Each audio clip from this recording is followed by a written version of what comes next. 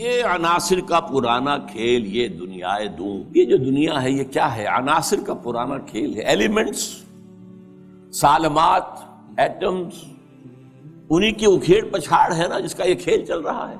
یہ عناصر کا پرانا کھیل، یہ دنیا دوں کہتے ہیں پست کو، بہت گھٹیا، یہ گھٹیا دنیا جو ہے، یہ دنیا زمین۔ یہ لفظ جواب شکوہ میں اقبال نے بھی استعمال کیا ہے کہ شوخ و گستاخ یہ پستی کے مکین کیسے ہیں، یہ زمین کے رہنے والے کیسے شوخ اور گستاخ ہے، کس طریقے سے شکوہ کیا ہے اللہ سے۔ تو اسی طرح وہ ابلیس کہتا ہے یہ عناصر کا پرانا کھیل، یہ دنیا دوں۔ یہ عناصر کا پرانا کھیل، یہ میٹیریلزم کے جتنے بھی شعبے ہیں، جتنی بھی شاخیں ہیں، جتنے بھی گریڈز ہیں، اور ہندوستان میں چار واک ہے، جین مت ہے، بدھ مت ہے، اور سانکھ درشن، یہ سب اسی کے ہیں۔ یہ خالص میٹیریل کھیل ہے دنیا کا، اس سے آگے انہیں کچھ اور نظر نہیں آتا۔ دنیا کی حقیقت خالص مادہ ہے، مادے ہی کی بنیاد پر یہ دنیا ہے۔ ساکنان عرش اعظم کی تمناؤں کا خون، ساکنان عرش اعظم ملائکہ مقربین، ان کی تمناؤں کا خون ہو گیا۔ کیسے؟ جب اللہ نے کہا تھا وَإِذْ قَالَ رَبُّكَ لِلْمَلَائِكَةِ إِنِّي جَاعِلٌ فِي الْأَرْضِ خَلِيفَةً، تو فرشتوں نے ذرا استفہام کیا تھا نا، قَالُوا وَتَجْعَلُ فِيهَا مَن يُفْسِدُ فِيهَا وَيَسْفِكُ الدِّمَاءَ وَنَحْنُ نُسَبِّحُ بِحَمْدِكَ وَنُقَدِّسُ لَكَ۔ ہم تسبیح و تقدیس کے اندر لگے ہوئے ہیں، ہم خادمان، ہم حاضر ہیں، ہم سب کام کر رہے ہیں۔ ابلیس اس کو انٹرپریٹ کر رہا ہے کہ اصل میں وہ خود خواہش مند تھے خلافت کے، تو ان کی تمنا کا خون ہو گیا جبکہ آدم کو خلافت دے دی گئی۔ یہ عناصر کا پرانا کھیل، یہ دنیا دوں، ساکنان عرش اعظم کی تمناؤں کا خون، اس کی بربادی پہ آج آمادہ ہے وہ کارساز جس نے اس کا نام رکھا تھا جہان کاف و نوں۔ یہ اللہ کے امر کن سے کائنات وجود میں آئی تھی نا۔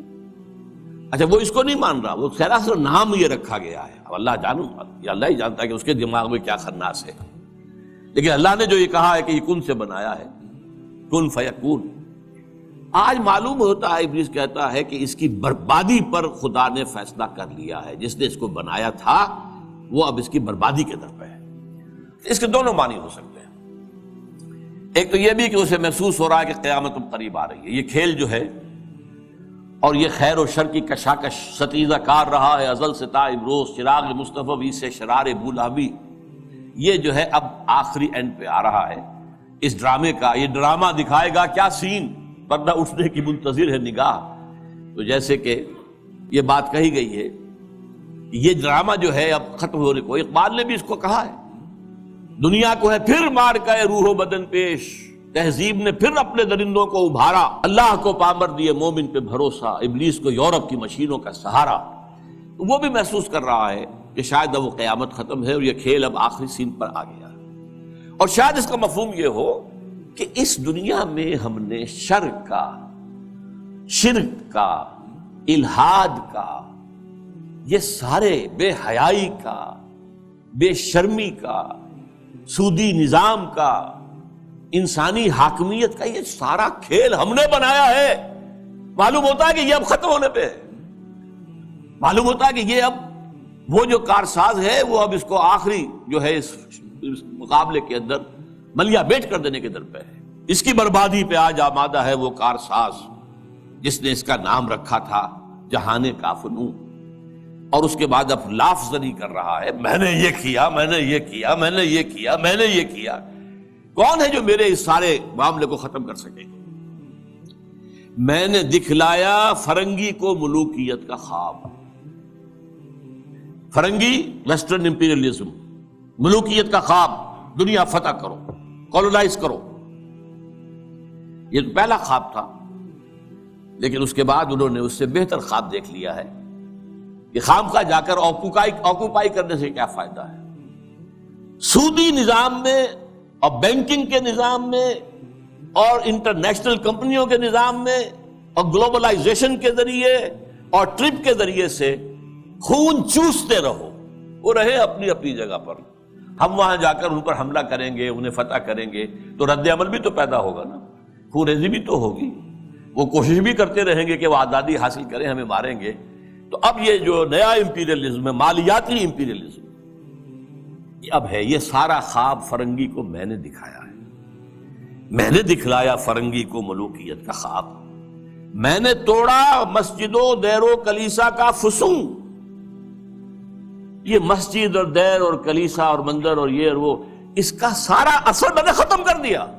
کیا کیا؟ سیکولرزم کی پٹی بڑھا دی۔ بھائی یہ علیحدہ انسان کا انفرادی معاملہ ہے، کوئی مسجد میں جائے، مندر میں جائے، کہیں اور جائے، وہاں جائے، یہاں جائے، کلیسا میں جائے، سینیگوگ میں جائے، کہاں جائے، کوئی نہیں، جاؤ۔ لیکن ملکی نظام، ملکی قانون، حکومت، ریاست، معیشت، معاشرت، اس کا کوئی تعلق کسی مذہب سے نہیں۔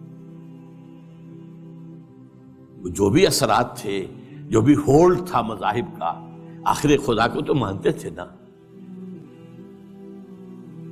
اس دور حاضر سے قبل جو ہے انسان کی گمراہی صرف ایک تھی، شرک۔ وہ کیا ہے؟ ایک بڑے خدا کے ساتھ چھوٹے چھوٹے خداؤں کو بھی ماننا۔ بڑے خدا کا انکار نہیں تھا۔ اب کیا کیا گیا ہے؟ اس بڑے خدا کو اٹھا کے مسجد میں بند کر دو، مندر میں بند کر دو، سینیگوگ میں بند کر دو، چرچ میں بند کر دو، اور جہاں پورا ہمارا نظام ہم چلائیں گے۔ We are the sovereigns. Sovereignty belongs to us. ہم جو چاہے کریں۔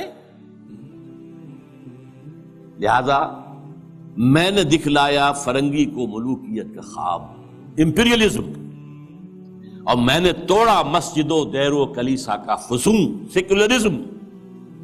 میں نے ناداروں کو سکھلایا سبق تقدیر کا۔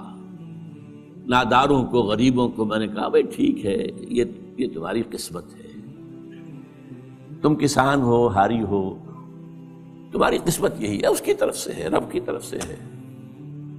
کوئی بغاوت کا خیال پیدا نہ ہو جائے، کہیں کو کھڑے ہو کر کوئی ریزسٹنس کی موومنٹ شروع نہ کر دینا۔ تقدیر ہے، تن بے تقدیر، تقدیر کے حوالے۔ میں نے ناداروں کو سکھلایا سبق تقدیر کا، میں نے منعم کو دیا سرمایہ داری کا جنوں۔ یہ لفظ منعم جو ہے عربی کا، یہ منعم بھی ہو سکتا ہے، منعم بھی ہو سکتا ہے۔ منعم اس میں فاعل ہے، منعم اس میں مفعول ہے۔